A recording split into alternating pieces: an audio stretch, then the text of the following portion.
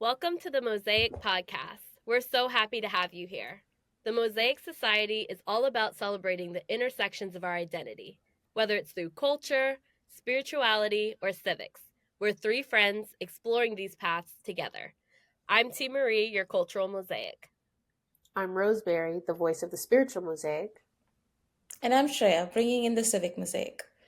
Our mission is to strengthen friendships through exploring each other's passions and to inspire confidence for you to show up as your true self in your communities. We'll be sharing new insights, ideas, and conversations each week with fresh posts every Monday, Wednesday, and Thursday. And of course, this podcast on Sundays. So let's dive in and explore the many intersections of identity together.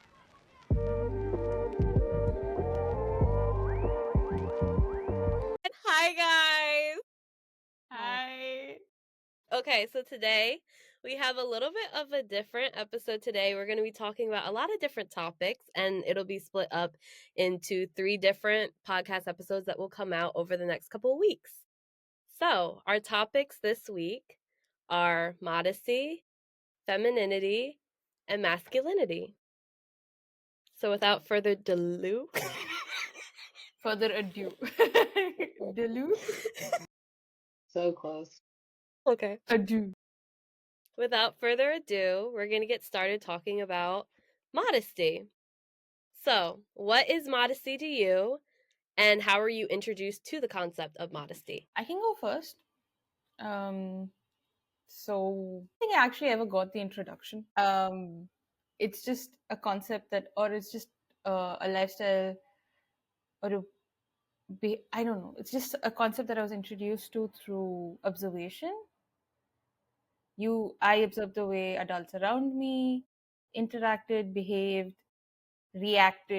more reacted, and I watched television and movies, and that's where I gained my sense of modesty. What's appropriate, what's not appropriate. I think that's where it came from, mostly. Nobody sat me down. That did happen once when I was like a teenager or preteen. I was like, that's not, this is not how you dress. That sort of thing happened. But otherwise, it wasn't something that I was introduced to formally. I think it came through socialization. For me, modesty is dressing in a manner that is comfortable and appropriate for the setting. That's for me. And that's a definition that I have given for modesty that I've come up with for myself. I don't know if everybody in my family or in my community would agree with that. So that's what it is. Stay comfortable. Make sure you're appropriate for the whatever social setting you're in, and you're good. I think I agree with the point of, I don't think there's like a particular moment where I feel like I was introduced to like what modesty was, but I think I learned just through interactions and like socialization, as you said. When I think about modesty, I think mainly about appearance, like clothing, but also the way like you carry yourself in terms of like being humble. Growing up, especially with the appearance aspect, like I was always kind of taught, oh, you don't go out looking like this, go out looking a certain way, don't walk around the house looking certain ways, make sure you just look, respectable. In terms of how I carry myself, I think I'm a naturally like humble person and modest. Like I find it very hard to talk about like my accomplishments because I just feel weird. But I don't know where I got that from.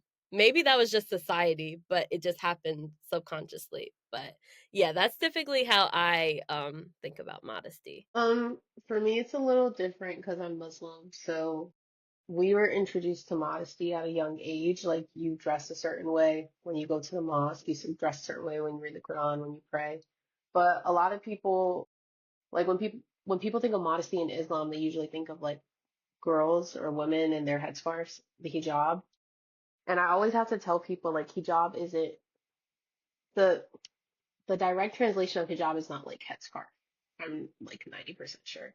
It really means like a barrier or a cover to separate you from something else. And so men have hijab too. Like men have a standard of what they're supposed to wear, how they're supposed to dress, just like women do. So I think throughout my life, it was such a structured way. At first, I was introduced to it because that's how you function as a Muslim when you pray and read the Quran. But it honestly is just essentially the way that you carry yourself, both the respect you hold for yourself on your own, but also the respect you hold and the way you carry yourself with others. So like you're not going to wear what you wear to the club that to like a work meeting, you know? You're also not going to be like loud and disrespectful and obnoxious during like this is sad, but like a funeral as you would when you're like at a baby shower or something or someone's birthday party. So it's just a matter of how you carry yourself and carrying yourself to a certain standard of respect compared to those around you or with those around you as well, not compared to. Hmm, that makes sense. Do you want to go into humility, Shreya? I don't think it's wrong. Like I think humility is a level of modesty. I do think it's together. It might be a little different than like what we normally view modesty as, but I do think they could be like they're not sisters, but they could be like cousins. Mm. They sit at the table together at Thanksgiving. Yeah, Exactly. Yeah. yeah. Okay. So where I come from, at least in my family and in my circle, we've always viewed modesty not just as clothing, but also an extension of how we present ourselves, how we behave, and also of how we view ourselves in a way. In the sense that there's a sense of not taking yourself too seriously, um, or looking basically being a little judgmental of people who do think of themselves too seriously. uh, that comes out through family gossip and stuff like that, but the general idea is that you don't view the other person, you don't view yourself as being too important, and even if you have something, even if you've accomplished, you don't flash it about. It's considered distasteful. um, and I think there's dignity, or it's viewed as holding yourself to a level of dignity, I think, in your conduct, by not putting yourself down, but not being too flashy or boastful, I guess. So I think they go hand in hand. Yeah. But what about you guys? How does that work? How does it work for you guys? Is it connected in any way, or is it something that's completely divorced from each other? Like, how does it work? I similar to what I said earlier, I think it does go hand in hand for me. I also think I don't take myself too seriously. Um yeah, come back to me. I'm still formulating. I'm kind of formulating too, but I think it does go back to the fact of like how you carry yourself. Like I think a sense of modesty is not being so flashy and showing off. But then like all these questions we have and everything I'm thinking of, the most important thing is like there's degrees to modesty. So it's Agreed. like the way that we like what you would consider humble is different from T, which is different from me. So I don't really know, and I haven't fully thought of like humility and modesty. Like I said, they could be sisters, or no, they could be cousins, not sisters. So there's definitely a link. They're not like completely separate. I think I just haven't necessarily analyzed my life in that sense, or other people's lives in that sense. But it would be interesting to see. I think it's a matter of instinct too, understanding the level of humility you need to show, depending on the people you're around and the situation you're in. Like if you're in a job interview, you can't be that humble. You have to actually present yourself in a way where they want to hire you. But then when you're at a graduation, to me, like a graduation party, you're all graduated. I don't think that's a place to like shine and be like, oh, this is all the things I've done. If it's your own graduation party, that's one thing. If it's a joint graduation party, that's another thing. You know, like it just differs. It depends on the situation, so it's based off of instinct. I just think whatever your instinct is telling you in that moment. Not everyone has that cue in their head, Hmm. but I think it's something that we develop over time as we experience a lot more social interactions. I Yeah. agree with that. I think it depends. Modesty, I feel like isn't a trait, and there's no right or wrong, but modesty just isn't a trait that everyone subscribes to. But I noticed how I react to people who aren't modest and don't show a lot of humility. Like, it's like, yeah, you talk all your stuff. You did X, Y, and Z. Give yourself flowers, because sometimes no one else is going to give you your own flowers. You got to give yourself your flowers. Yeah. I respect that and I appreciate that. But I remember I was somewhere and we were at, it was a public gathering. I'm not going to go into too much specifics, but it was a public gathering, and this person was introducing themselves to the room, and they just started listing all their accomplishments, and it was just a lot. And it was to the like, some people were like, I know that's right, and other people were like, okay, like, wow, can you sit down? Like, it was just a bit much. But I think that's a good representation of how not having modesty and humility, just it comes off differently to different people. But I don't think it's bad, for real. Yeah, so I think that's interesting. I hate it when that happens, when someone starts like this. It's one thing if someone says it about you, it's another thing if you say it about yourself. Agreed. Agreed. Well, okay, hold on. To an extent. You guys know I'm a very confident person. I always have been. And there's a couple of people I've met who are usually also very confident, so it can bump heads. Not from my end. Like, maybe when I was younger, yeah, but not anymore. Um, but like, I think there's a certain level of confidence you have to give yourself because the world's not going to give it to you. It's back to what Agreed. T said. Like, you have to believe in yourself more than anyone believes in you, because at the end of the day, it's your life. You wake up alone, you go to bed alone. Well, no, that's not the saying. You're born alone, you die alone. Yeah. Right? That's the saying. Okay. So like, you're always I by had a yourself. really You have morbid thought. Sorry, go ahead. to, but you look yourself in the mirror, you have to be okay with your decisions, and you have to uplift yourself. So like, part of me is like, yeah, say your accolades, but in the right setting and to the right people. Like, I think you should always be confident, but you should never be cocky. Like, you should never think you're better than someone else. Just know that you're always at your best. That's it. Simple. So we've been talking a lot about society and like social cues and all that. So how do we how does society or societal norms play into modesty and the general understanding of what modesty is?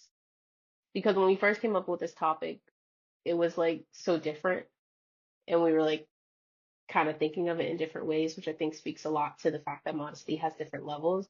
But society genuinely does have one norm that we follow, or two norms that we follow. So how do you think that society influences, or how it's been shaped by society or social norms? I have a very cynical answer to that question. But the non-cynical answer is, I think it's super interlinked.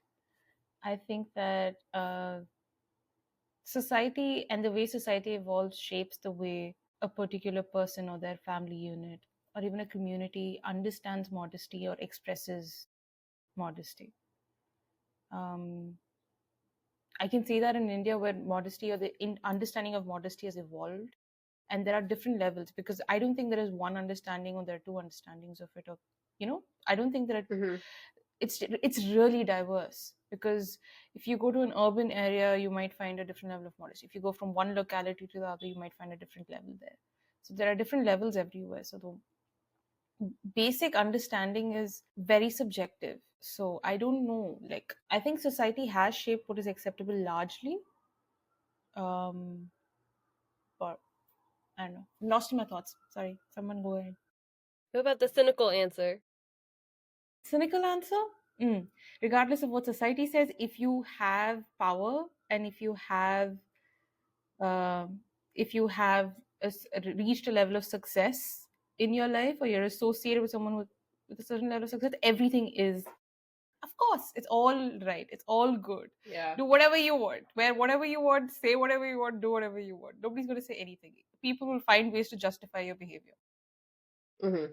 But the minute you falter, the second you falter, there'll be like people are on you and like vultures, like, it's because of this, he did that, she did that, they did this. Society standards are one thing, but power, influence, success makes all rules, dilutes all rules. I agree with that. When you asked the question, I immediately started thinking about like rap culture and like how it's very Yeah, actually a really good one. Yeah, boastful. And I feel like we kind of live in a society, and maybe it's newer generations where we're very flashy. It's very materialistic and oh, I got this. Hmm. It's very much so like that. And I think I don't know which informs the other. Like I don't know if that was rap or something else or the culture kind of I don't know. But I think they inspire each other. I don't know what started it. But I see that a lot, and obviously that wasn't even how, like, rap started and everything, and not all rap is like Yeah. that, but you see that a lot in rap, like, I got this number of chicks and this number of dudes." Yeah, but yeah. I think it's fun, but I think people take it seriously, and I think it informs how people act, but Okay. Have you guys ever seen basically Issa Rae it got this award. And in her speech she was like, I've decided to write my my acceptance speech like a rapper would. And she basically just goes down the line saying things that rapper says, like, I got this, you can't touch me. Yeah, I'm the best. And when you said that, I didn't even think about rap culture, but it's a really good example of it. Because I think a lot of times, like with the flashiness that people show, it's nice, it's cool. It might not necessarily be what you stand for, but it's part of the culture. But I think people tend to forget that children are watching this and young adults are watching this and people who are currently struggling to find their voice in life are watching this and they take it as is. There's not necessarily an analysis back after the lyrics and analysis after the music video. Like they just take it as is because they're not at that stage yet. So I think that's when social norms when it comes to modesty comes into play because modesty is a very external thing, the way that modesty is viewed. And you don't really dive into the layers. Like there's not many people I know who have asked about why Muslims like have hijab. You just see it and you're like, oh, that's what they do. If I want to be a good Muslim, that's how I dress, that's how I act. No one really analyzes it. So it's like Shreya said, it's subjective in a sense because of that. But at the same time, it's kind of objective because it's surface level when you get to a certain level of it. When you get to like the celebrities and the influencers and all that. Like we talked about with cancel culture a couple mhm. weeks ago, whenever that. And I I also think think that, sorry. really quick, I feel like people don't ask questions anymore. Um, Yeah. And it's like that's cool if like a celebrity can do what they want. Anyone can do what they want, but it's like you have to recognize different positions that people are in. Certain people can Yeah. afford to act certain ways. But again, I think people take things at face value. But go ahead, Shreya. Sorry. No, I was just gonna say that being flashy is not necessarily Yeah. in direct opposition to being modest. I think it's when it's tasteful, it's done tastefully. Yeah, okay. People appreciate it. They enjoy. I mean, it's aesthetic in some way. Yeah. Yeah, flashiness is not necessarily the antithesis of modesty. Hmm. It's just I think it comes more from the way you behave and treat other people who are I think not. it's Yeah, sorry, you took a that's all right. pause again. Right, sorry. Go ahead. No, you go, you go. You take a pause, I think you're done. But go ahead. No, no, no, no. Really, I'm done. Oh, okay, my bad. I was gonna say I think it's both. I don't even remember what I was gonna say. But the first thing that was gonna come out my mouth is I think it's both. I think both things can be. I just don't know what the both things are. Being flashy and the way you treat other people. Yes. Yes. Yes. So it can be, I kind of remember what I was gonna say. It can be both. Like I think modesty, like you said, being flashy is not necessarily the complete opposite of being modest. You can be flashy and you can treat other people well. It's fine. I think it's just a matter of the purpose, like the intention behind it. Like all of this, what modesty is about, the intention behind it. What is your intention for dressing the way you do? And I feel like when we're talking about like our versions of modesty and the discomfort that can come whether or not we decide to conform to social norms, I think it genuinely just goes back to the intentionality behind it. Because there's very few people I've seen where I'm like, oh, that's not modest. Like I understand the different levels to it. Some people are flashy, some people aren't. It's just a matter, again, of the situation and the context. Like you can't wear what you're going to wear to the club to a work meeting. And I have seen that. Mm-hmm. I've seen people do that. I've seen the lack of understanding of the situation. But then it's like you do see some like celebrities wearing very flashy things, very club-esque type stuff to a work meeting. So it's like people need to draw that distinction, like T said.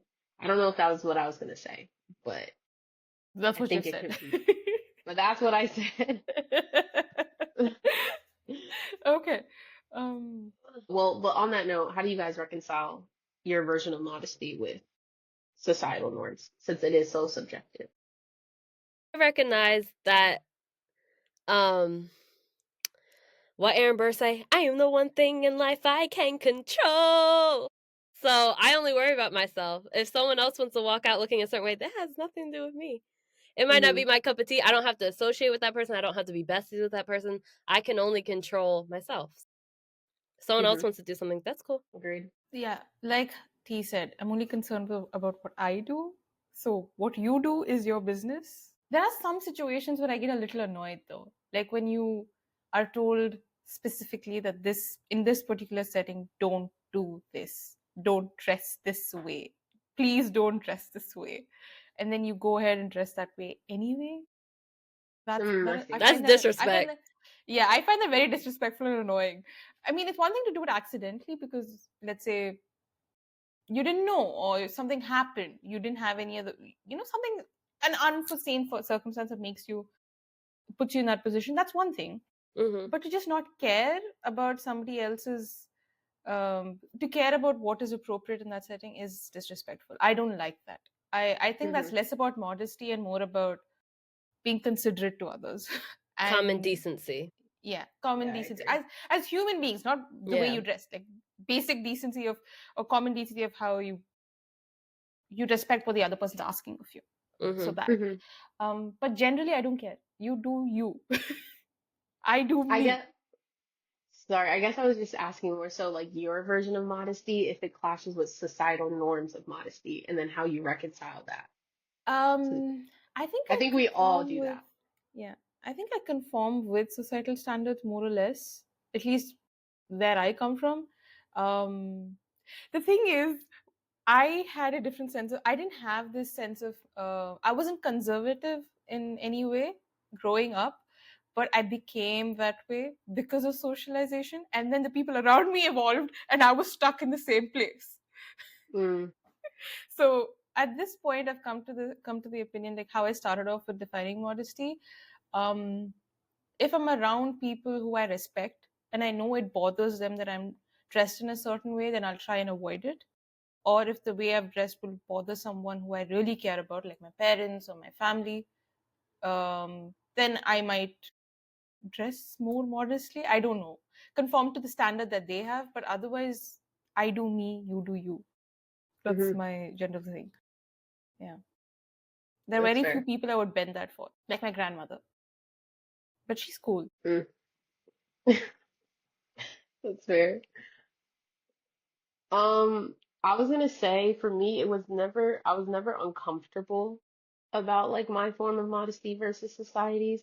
It was just confusing Mm. because I had this friend, I want to say like early college years, and she always wanted me to dress more. Like she always wanted me to wear certain things, like wear this dress, wear this skirt, like just things I wasn't necessarily comfortable with. It wasn't that I didn't like it, like it was cool for you and what you wore, but it just didn't align with me and my version of modesty. And I think like it was confusing because her point of view, her perception of it was I was uncomfortable with my body, which is why I didn't want to go out wearing a mini skirt. And my point of view was like, no, this is my body. I'm comfortable with my body, but I have a certain standard that I hold myself to, and that's not it. If that's you, that's fine. It's not me. And so it was always confusing because at a certain point you hear it enough and you're like, am I uncomfortable with my body? Like, is something wrong? And so I think, and she wasn't the only one. I had like two other friends at different points in my life who would do or say certain things. And part of me is like, hey, I feel like you forgot that I'm Muslim. Like, I just feel like the idea of modesty that you see in Islam, you just forgot because I don't wear like a headscarf, Mm-hmm. right? The second thing is, I'm not gonna, how do I say this? How do I say this kindly? Don't say it kindly. Unleash it. Compromise I, yourself? in a way, I'm not gonna compromise myself for someone else's validation. Like, I Mm. feel like the society that we live in, especially because we grew up like with social media and like wanting all the looks and all that and the luxury, I think a lot of times we do compromise ourselves in order to get that validation from someone else. A lot of times with, well, we'll talk about this later when we get into femininity and masculinity, but a lot of times with females, the male validation is really prioritized for us. Not that we're doing it to ourselves, but society as a whole is like, you need to care what a man thinks. And so I think I had a lot of friends who kind of fell down that route and thought that I would too. I was like, I'm good on that front. Y'all got it. Y'all are okay. But I had to really sit down and like talk to myself about it because it was always, oh, you don't have to be uncomfortable. You look good in it. I know I look good in it. Like, That's I not the can, problem. that's not the problem. I see myself in the mirror. It just doesn't fit my standard of what modesty or fashion is. But it's yours Mm. and it's okay. Stop pushing it on me. And then I had one friend who pushed it so much, I just stopped talking to her because you are ruining my inner peace. Like, I can't do it. And not just that, other aspects as well. Like, when it comes to romance, when it comes to jobs and the way you just carry yourself. It was just two completely different forms of modesty, two completely different perception of what femininity is. And I don't, again, want to compromise myself for the validation of others. Like, I don't feel the need to conform. I'll conform when it's for the benefit of society, and I will conform when it's for the benefit of me and the people I care about, and that's it. Hmm. Mm. Okay, so that made me think about my answer more. I answered more externally, like how I view others. Me, myself, and my own personal modesty, I feel like aligns a lot with society's. So I feel like even how I approach certain things like social media and just how I carry myself, I'm very aware of what's socially acceptable. And I get nervous when I go outside of that. Like, I'll police what I do, like mainly social media, like how people perceive me. I notice that I'm working on that. But like, I feel really, I don't think proud's the right word, liberated when I see other people who are just like in their own, like, I'm gonna post a picture. I might not be this IG model and that and doing all this, but it's like I'm gonna just post me being me. Like, I feel really happy when I Envious? see. Now, am I envious? Hmm. I It's not don't know. necessarily jealous. It's not Yeah, I necessarily don't jealous. know if it's Yeah. envy because I never worked towards it myself. I don't know, but I always recognize people who are just comfortable in themselves to just be them, even if it's not a part of societal norms. So yeah, but for the most part, I think mine aligns. I'm a little goofy. I don't always show that side unless I'm close to people, but yeah, She's a lot of goofy. I am. She funny. No, actually, your answer, Rose, made me think as well. Growing up, my mother wanted me to be a girly girl. Like, her taste is more Mm. girly girl, and my taste was more like, let me wear what I want to wear. So we did clash, especially when we went shopping together. We clash because I would feel I wasn't my, how do I say, you grow into yourself at some point, right? You develop your own taste, you develop your own sense of fashion and style. I think I'm still Mhm. developing my sense of fashion and style, but at that point, I definitely didn't have one. I just knew that this is something that I probably won't look good in or I don't feel comfortable in. So, yeah, that did happen early on. But we reconciled to that. The kind of clothes that I want to wear have come and gone out of fashion. Mhm. You said fashion, and I did want to talk about that. Can you, Okay. okay, I want to talk about it because of what T brought up last time about Pretty Little Thing. Did you Mhm. ever look more into the Pretty Little Thing rebranding? T? Mm, Okay, tell us about it because I've been waiting to hear more about it because I have my thoughts of like the fashion industry and their regards to modesty and I guess the way that affects the perception of women in the world. But first, talk about the rebranding and then we'll see. I'll think about it. yeah, so Pretty Little Thing is a fast fashion site, right up there with like Sheens and Fashion Novas, but they have always kind of had this aesthetic of like party girl, vacation outfit. Even from their logo, it was bright pink, black, white. And then a few weeks ago, or maybe a month ago at this point, they completely like rebranded their whole entire website. And it's not like the pinky anymore. It's like a beige and burgundy color. It really Ooh. gives like old money vibe. And they've completely shifted their fashion focus to more of conservative clothing. And their models, a lot of the ones that they had that had certain body types, people are calling it like BBL silhouette and everything, kind of have phased out, and now they have more leaner models, but they do still have a Mm. plus size section. I saw a lot of discourse on that, but I went on their website. They do still have a plus size section. And then a lot of their models are fair skin. There's not a lot of Dark skin. diversity yeah, darker skin models and everything.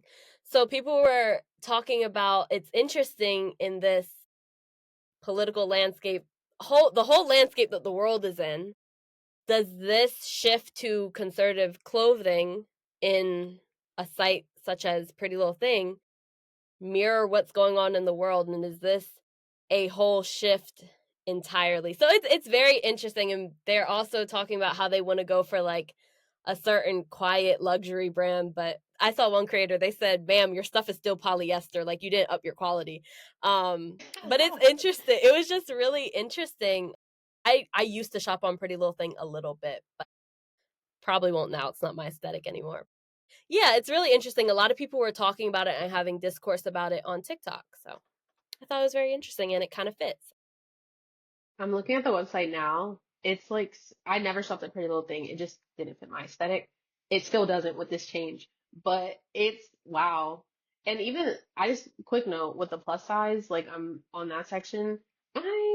I feel like a good amount of these models may not be plus size. They're just a little curvier.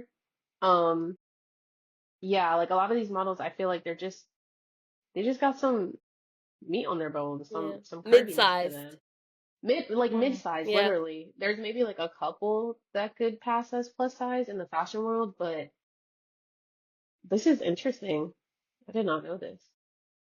That's Wow. interesting. Um, wow. Like this is so different. Can I just say, it looks like Forever 21 became Marks and Spencer's overnight, except without the quality boost. I don't know Marks and Spencer's, Me but I neither. believe you. Google it, Google it, Google it. It's very English. Marks and Spencer's. Yes, yeah. I'm not sure if English is the right word. It's very, I don't know the Oh, right I word. see. No, I see. It still looks a little bit better quality. Um, anyway, I when T brought that up, I thought of this TikTok I saw months, years ago, probably like 2021, 2020. I really don't know. It was so long ago, but it was such a good TikTok. It stayed fresh in my mind. There was this girl and she was like, it's time for the series. Is it fashion or are they just skinny? And I was like, Mm. that's a really good take. So I think I remember it was like, I'm pretty sure it was a picture of Kendall Jenner in an outfit she was wearing just out and about. And it was a crop top that was half neon green, half black. And to the point where like you can kind of see her underboob basically. And then she had these like jeans on. Okay. The girl who did it put that same style together with what she had in her closet. And it wasn't flattering. It didn't look good. And she wasn't big. Like she's less than mid-size. And she was like, so she's just skinny. It's not fashion. And ever since then, the way that I've perceived fashion has just been so different because I understand that the fashion industry lives in its own world, honestly. Which is why like I give you guys a lot of crap about shopping at Shein and all that because of the Mm-hmm. like human rights Mm-hmm. violation aspect of it. But it makes sense as to why people go to like Shein and Cider and Pretty Little Things, all these places, H&M, because they actually take into account the reality of the world, unlike the fashion industry. And so I think with this shift with Pretty Little Thing, it might honestly just be a reflection of the way that we're moving, like you said, like the question you asked. I do think it's just a reflection of the way people are like shifting. Like streetwear for women is really big, feminine streetwear. I see a lot more like I feel like I don't see bodycon as much as I used to. Like I feel Mm, like that was really big when I was like in high school and now it's not as big. And people like the baggy jeans. They don't want skinny jeans. They want the mom jeans, the boyfriend jeans. Not many people are wearing rips anymore, you know? Like it's everything's shifting towards a more quote unquote acceptable modest standard. So maybe that's it. But again, with the fashion industry itself, like I mean like the models, the fashion week, all that stuff, I don't know. I really don't know. I think it goes back to that TikTok of like, is it fashion or are they just skinny? And I always ask myself that. Always ask myself that because I wish I could find it. I really did try. I don't know who did it, but if anyone finds it, please send it to me because it was such a good TikTok. Interesting. I'm sorry. I'm just Very. processing everything that you guys said. Um, I didn't think of it that way. I didn't think of it as the brand was moving towards or was reflecting what were evolving societal standards. I didn't think of it that way. But um, if this were a brand that were operating, let's say, in India or in any other place, I would say that perhaps they're looking at clothing that people would actually wear on a daily basis and not just a certain section of society. But looking at, I haven't actually gone into great detail about the differences. It just looks like they were looking at a different demographic or a different setting, from party to maybe, I don't know, chic, Mm. formal, semi formal sort of clothing. But I see what you both are saying. I understand where you're both coming from. I do need to think about it and do a little more research before I can say anything. But yeah, that's a difference though. Bro, it's so different. Like, wow. But I very wanted to different. say with I will always believe that Jersey Shore deserves some type of reward. The way that Jersey Shore changed society and societal norms is crazy. Like, it's literally insane in so many aspects. But like in this specific topic, when we're talking about like how you dress, going out, club culture, I think Jersey Shore had such a big impact on the way that we viewed looking cute and looking good. Like over time, it's slowly gone away. People aren't trying to be as tan. People aren't teasing their hair using so much hairspray. But the aspect of like showing more is better kind of stayed with it. And I think maybe now things are reverting. Maybe now things are changing a little bit more. But I feel like Jersey Shore is just like, if we ever at some point actually decide to analyze this like a case study, I think that has to be a key moment that's analyzed. Because Jersey Shore completely changed, at least America. I'm sure a lot of the world, but at least America. It changed the way that we perceive ourselves when it comes to beauty, love, friendship, all of it. And so whenever I think of clubbing outfits and why it's so big, I think of Jersey Shore. They deserve an award, maybe like a Pulitzer Prize. Like they shifted the world. Like I'm being dramatic now, but honestly, like really think about it. Like Jersey Shore has literally changed. Society was going this way, and Jersey Shore came in and it flipped Mm. completely. I'm telling you, it needs to be analyzed. Okay, fair. Y'all laugh. I'm so serious. Doubt it. I want to see it laid out in front of me, but I don't doubt it. Mm. Yeah, Jersey Shore I've seen too much of. Like I've rewatched that show multiple times. Okay, so that was an interesting conversation. We are now going to shift gears and talk more about femininity. So this episode will end here, but stay tuned for next week where we're going to dive more into femininity. Okay, bye. Thanks for tuning in to the Mosaic Podcast. Don't forget to follow us on YouTube, Instagram, and Spotify to stay updated on new posts and episodes. Also, tune in to our blog where TMarie posts every Monday, Roseberry every Wednesday, and I, Shreyaa, every Thursday. We're grateful you're here, and we look forward to embracing the intersections of identity together in the episodes to come. Until next time, Stay curious. Stay true. and stay unapologetically you. Bye.